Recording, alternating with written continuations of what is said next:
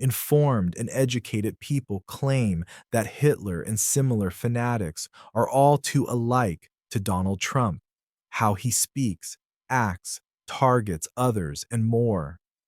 To decide for yourself, it's best to look at the time of one past fanatic, Adolf Hitler.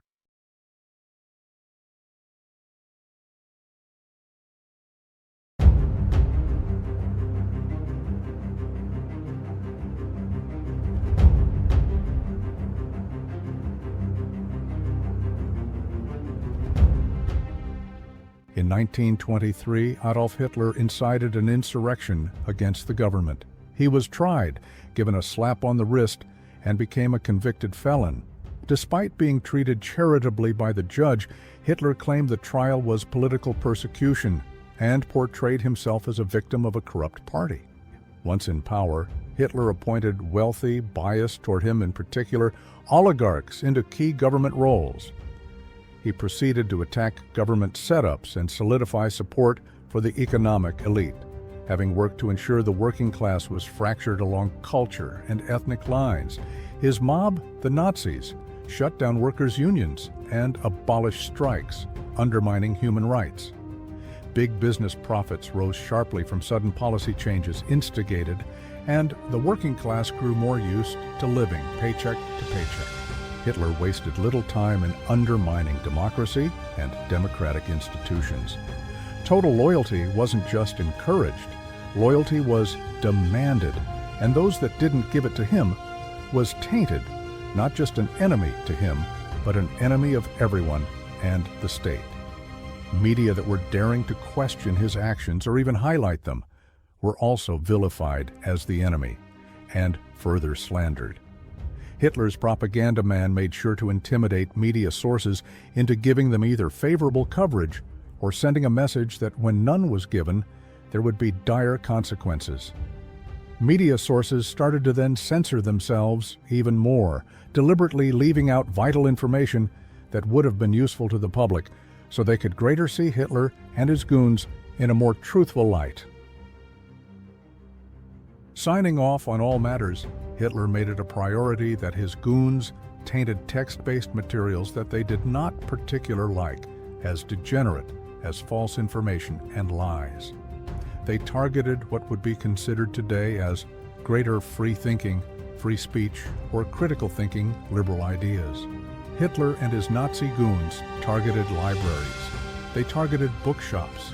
They targeted staff, while themselves also destroying or persuading a brainwashed public to do more destruction on what Hitler and his goons deemed wrong when it challenged their line of thinking, their warped ideology, or advanced a person's ability to carry out decent forms of critical analysis. In other words, Hitler and his goons wanted a more dumbed-down nation. Such a nation of people, if more created, Hitler and his Nazi goons knew, was then far easier to brainwash and mass control.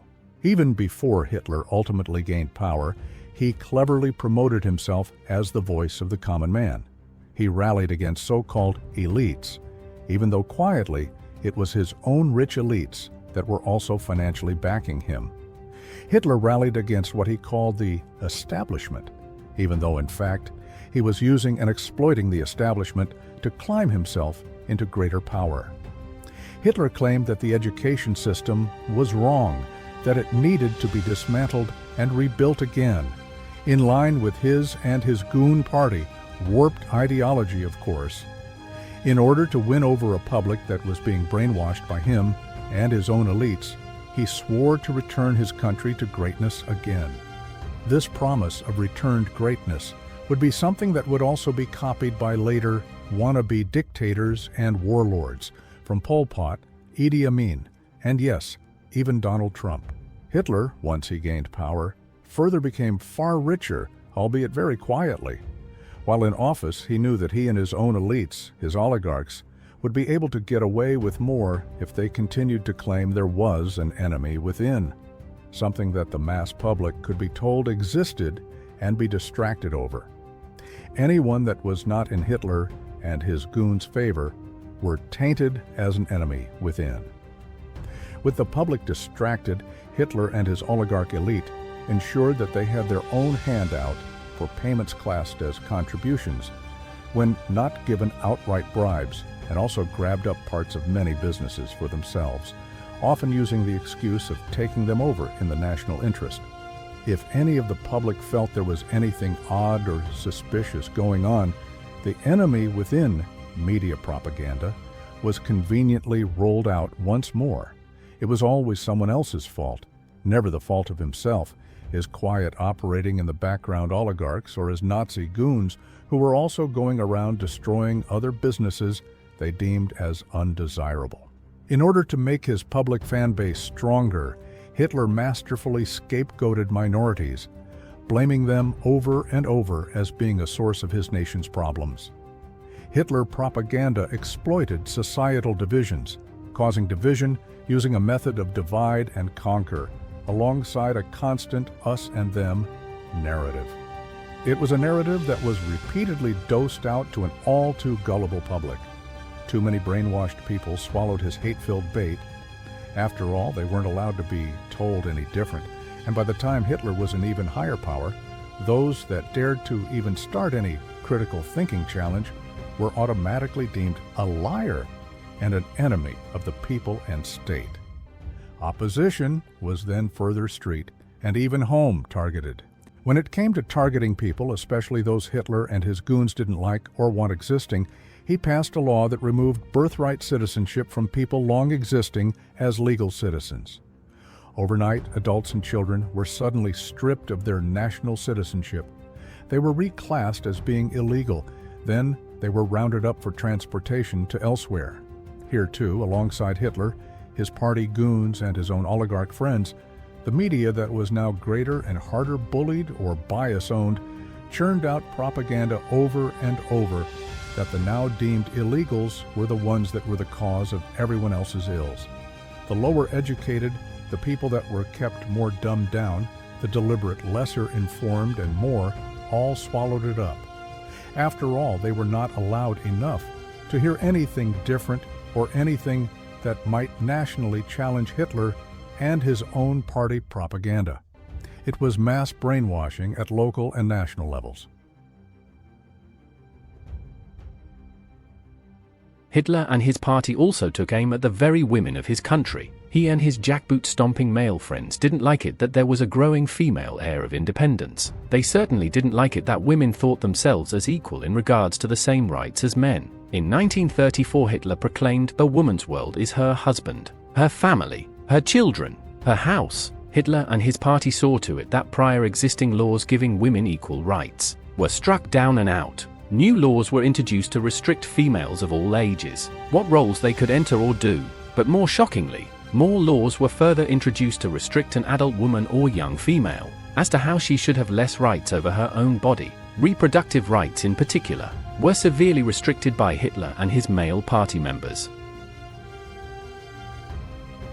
Now that you have been reminded of all this, it's also important to point out that Hitler's people at the time didn't have their own prior history example to learn from, as today's modern civilization can, and still must. Hitler's people were very much in the dark as to how they could be professionally manipulated. They simply didn't know any different, and those wishing to exploit them were not in any hurry to explain how they could be brainwashed, and then greater exploited. The people of Hitler's time just went along with the run of events alongside their own gullible brainwashing. They were conditioned to accept the created hatred of others.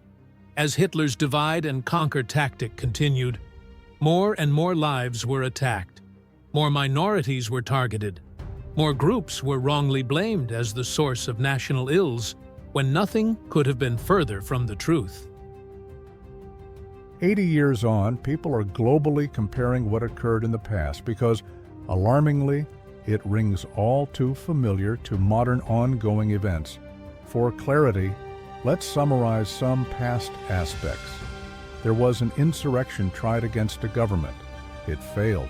Hitler was court-tried and became a convicted felon. Despite his very actions, he cried over and over, it was all political persecution. He ranted. He was the victim of everything. In power, He role-appointed those that previously looked after him. He used a divide-and-conquer tactic. He attacked those trying to protect human rights. Not only that, but he changed laws to the advantage of his own oligarchs. Big business profit rose sharply. The people became poorer. He undermined democratic institutions and national services. Total loyalty was expected, particularly toward him. Not agreeing made you an enemy within or an enemy of the country. Any media writing anything he didn't like was tainted as fake news over and over. Media were intimidated to capitulate and further back him and his party. They were deliberately made seen to also back him. In the face of defending the right to speak and even publish his own words, he same time sought to banish and destroy other people's works, targeting other texts, opinions, and books. Despite wealth, he imagined himself in PRR as a common person, rallied against elites despite being one of them and being backed by them. He was massively, but quietly, a part of the German establishment. He attacked education. He swore to return a greater nation in constant sales pitch. He too ranted about a constant enemy within. It was always the people that didn't swallow his propaganda and those that tried expose it. He mass-targeted groups of others. He massive stripped people of their German-born identity and birthright citizenship. They were classed as illegals.